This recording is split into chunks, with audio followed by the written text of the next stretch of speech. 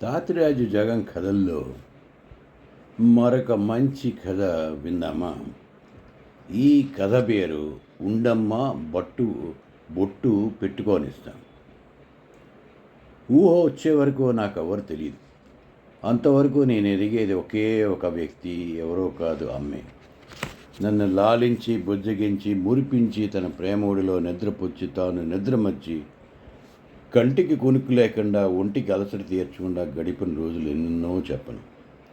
నాన్నంటూ ఒకడుంటాడని స్కూల్లో తోటి పిల్లలు చెప్పే వరకు తెలియలేదు. ఇంటికొచ్చి అందరి పిల్లల్ని నాన్న ఉన్నాడు మరి నాకు లేడా అని అమాయకంగా నేను అడిగినప్పుడు నా తల నిమిరి వెక్కి వెక్కి ఏడ్చి గోడ మీద ఉన్న ఫోటోలో ఉన్న వ్యక్తిని చూపించి, ఎందుకు లేడు, అదిగో అతడే మీ నాన్న అని చూపించి నన్ను ఓదార్చిన ఆ రోజు నాకు ఇంకా గుర్తు. మరి కనబడ్డెందుకు అని అడిగితే, దేవుడు పట్టుకుపోయాడరా అంది. మా నాన్నని దేవుడు ఎందుకు పట్టుకెళ్ళడం? ఆయనకి నాన్న లేడా? మా నాన్నే కావాలా?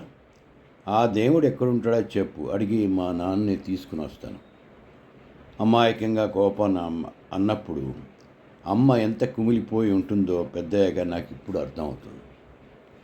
దేవుడు దుర్మార్గుడు, లేకపోతే మా నాన్నని ఎందుకు ఎత్తుకెళ్తాడు అని స్కూల్లో మాస్టర్ని అడిగినప్పుడు ఆయన జవాబు చెప్పలేక నోరు వెళ్ళబట్టడం నాకు గుర్తుంది. అమ్మ నా గురించి ఎన్నో కష్టాలు పడింది, పెంచి పెద్ద చేసి ప్రయోజకం చేసింది. అమ్మ రుణం నేను తీర్చుకోలేను. అమ్మ ప్రేమ లేనిది కాదు, విలువ కట్టలేనిది. నాన్న లేని నోటు నాకు నిరంతరం కనిపిస్తూ ఉండేది. ఎవరైనా భార్యాభర్తలు గుడికో సినిమాకో వెళ్ళి వస్తుంటే చూసేవాడిని. నాన్న లేకపోవడం వల్ల ఆ అమ్మ ఆనందం నుంచి దూరం అయిపోయింది. నాకే నాన్నతో కబుర్లు చెప్పాలని ఉండేది. మరి అమ్మకు కూడా ఆ భావన ఉంటుంది కదా. అది తనలో అంచుకుంటూ బాధపడుతూ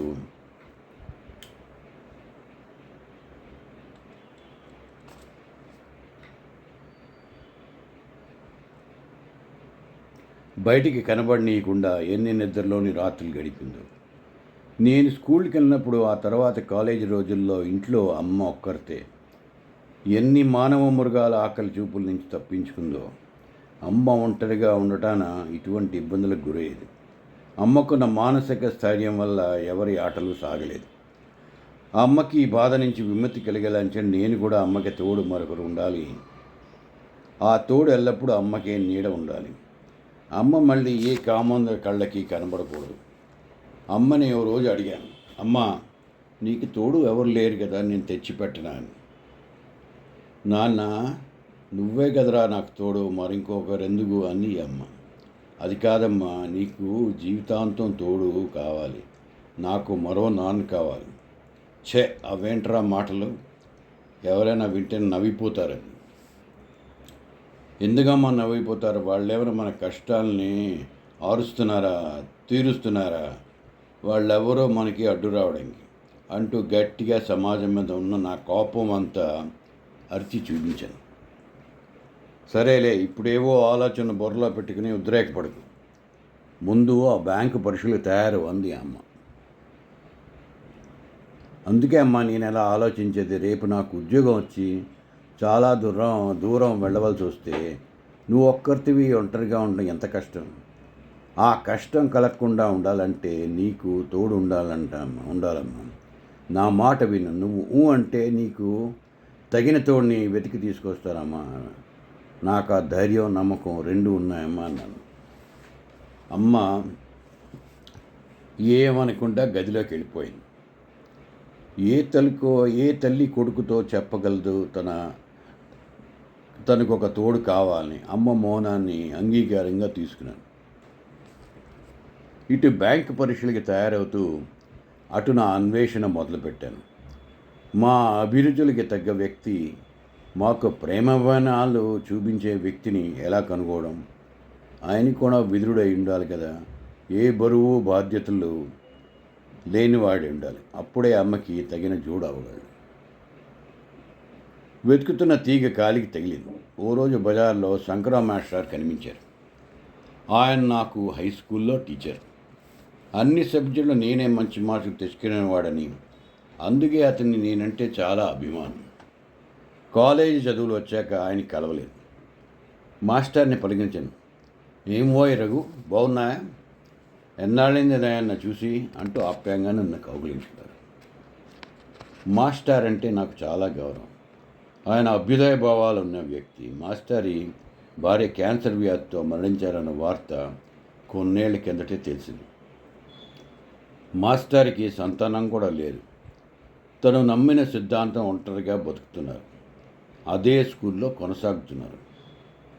మాస్టర్ నాకు అమ్మకి తగ్గ జోడు అనిపించింది. మాస్టర్ బాగున్నారా? మీరు ఎలా ఉన్నారు? ఇక్కడికి దగ్గరలోనే మా ఇల్లు. ఓసారి రండి అంటూ ఆయన చేయి పట్టుకుని ముందుకు కదిలాను.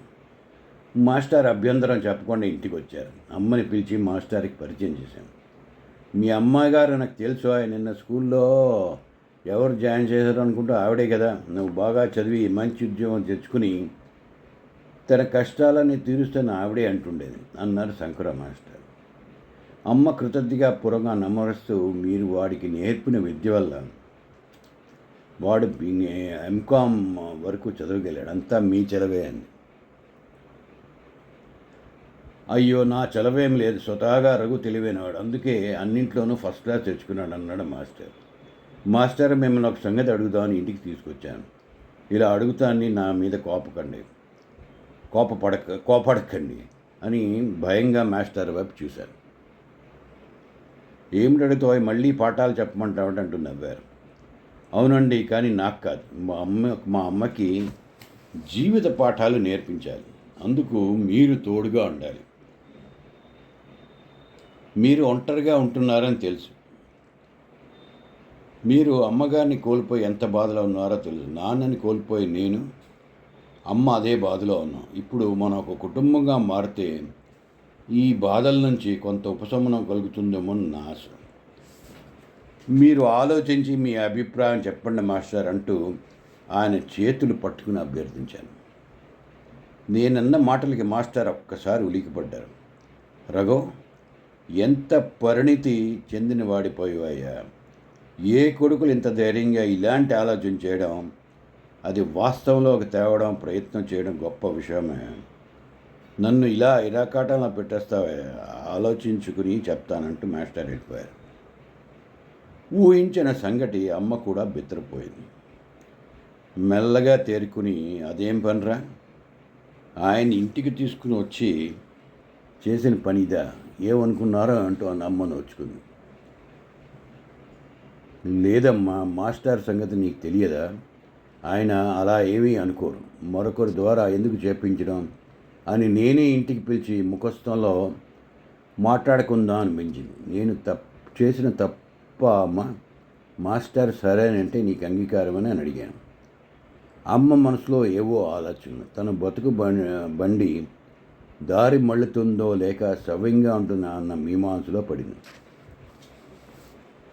ఏమోరా, నువ్వేదో చేయాలనుకుంటున్నావు, అది జరుగుతున్న నమ్మకం ఏంటి? నువ్వు అనవసరంగా మాట పడకూడదు. ముందు నీ గమ్యం చూసుకో. నా గురించి ఎందుకు ఈ ప్రయాస? నువ్వెక్కడుంటే నేను అక్కడే ఉంటాను కదా, నేనేమి ఇకాకినా పోను కదా అంటూ అమ్మ కళ్ళంటే నీళ్ళు పట్టుకుంది. అవునమ్మా, అది నిజమే, కానీ ఈ మార్పు వల్ల నీకు ఉపశమనం కలుగుతుందో నా ఆశతోనే ఈ ప్రయత్నం అంతా తప్పకుండానే నాకు మంచే జరుగుతుంది అని అనిపిస్తుందమ్మా అన్నాను. 2 రోజులు గడిచిపోయాయి. ఆ రోజు పొద్దున్నే 7 గంటలకి మాస్టర్ వచ్చారు, పళ్ళు పూలు బట్టలు పట్టుకుని. రఘు, చివరికి నువ్వే గెలిచావయ్యా.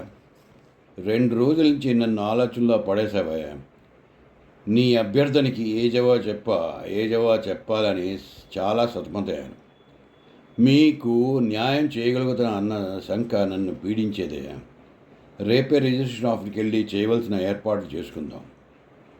ఆ తర్వాత మనకి తెలిసిన నలుగురిని పిలిచి చిన్న విందు ఏర్పాటు చేద్దాం. ఇది సమాజంలో ఒక విప్లవాత్మకమైన సంస్కరణగా నిలిచిపోతుంది. కొడుకు వితంతువైన తల్లికి మళ్ళీ వివాహం జరిపించడం. ఇక నుంచి నాకు మీరు, మీకు నేను, కమల గారు సరేనా అంటూ నవ్వుతూ అమ్మ వైపు చూశారు. అమ్మ చిరునవ్వుతో సిగ్గు తల దించుకుంది. వారం రోజుల తర్వాత అమ్మ పెళ్ళి రిజిస్ట్రేషన్ ఆఫీస్లో జరిగిపోయింది. నాకు కొత్త నాన్న వచ్చాడని తృప్తి కలిగింది. అమ్మకి తోడు నీడ దొరికింది. నా ధ్యేయం పెరిగింది, నా కోరిక తీరింది. అమ్మ నుదుట ఎర్రంటి కుంకుమ బొట్టు మెలమెలా మెలిసిపోతుంది. అమ్మ మొహం దివ్యంగా వెలిగిపోతుంది. నాకొక ధైర్యం ఏర్పడింది. ఇక అమ్మకి ఏ భయం లేదు. అమ్మ జీవితం సాఫీగా గడిచిపోతుంది. ఉద్యోగం వచ్చాక అమ్మ నాన్నలకి సహాయపడతాను. మాస్టర్ కాదు కదా, నాన్నగారికి కృతజ్ఞతలు ఎంత చెప్పినా తక్కువే. ఇక నా ముందున్న కర్తవ్యం ఉద్యోగం సంపాదించుకోవడమే. ఈ కథ ఇంతటితో సమాప్తం. ఈ కథ మీకు నచ్చితే మీ బంధుమిత్రులందరికీ షేర్ చేయండి. మా ఈ కథకు ఒక లైక్ ఇవ్వండి. మరి మా ఛానల్ కూడా మీరు సబ్స్క్రైబ్ చేస్తే చాలా బాగుంటుంది కదా. ఇంకా మంచి మంచి కథలతో మీ ముందుకు వచ్చే ప్రయత్నం చేద్దాం.